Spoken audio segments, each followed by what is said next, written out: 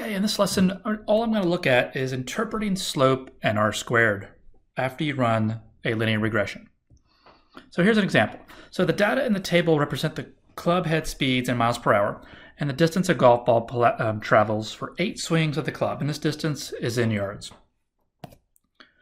So let's find a line of best fit.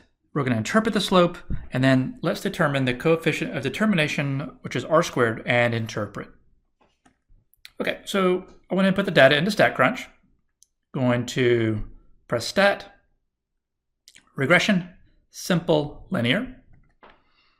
Choose your X variable, club head speed, and the Y variable is distance in yards.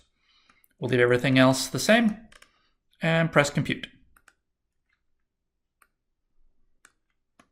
Okay, so here is our equation.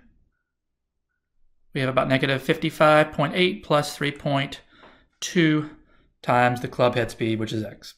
And then we also have the r squared, which is 0.88. Those are the two values I'm going to focus on for this video. Okay, so I went ahead and just pasted that in there. And so let's go ahead and round just to 1 decimal place, which is usually fine, 1 or 2. So the distance is negative 55.8 plus 3.2 times the club head speed. And you'll see a little hat over that distance yards just to reinforce the notion that it is a predicted value. So let's interpret the slope. So first, identify the slope. That's usually not an issue. Sometimes it is, because if you come in from the algebra world, usually we're used to seeing this as y equals mx plus b instead of b plus mx. But in statistics world, this is often how it is presented. So we have the slope here is 3.2. So what does this mean? I mean, just notice if you increase the club head speed by 1 unit, what happens to the distance? Well, it goes up by 3.2.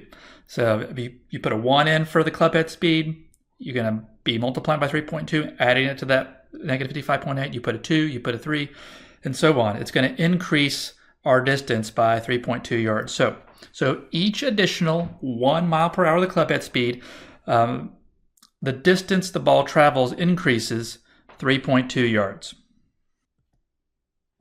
So what does r square mean?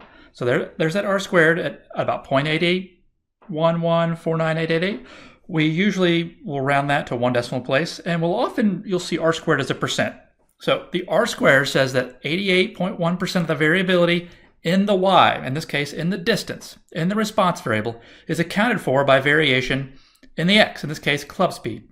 And that's pretty much a standard interpretation for r squared. You can almost put r squared says that blank percent of the variability in y is accounted for by the variability or variation in x. Whatever those variables stand for, that's what you sort of plug in. It's very formulaic.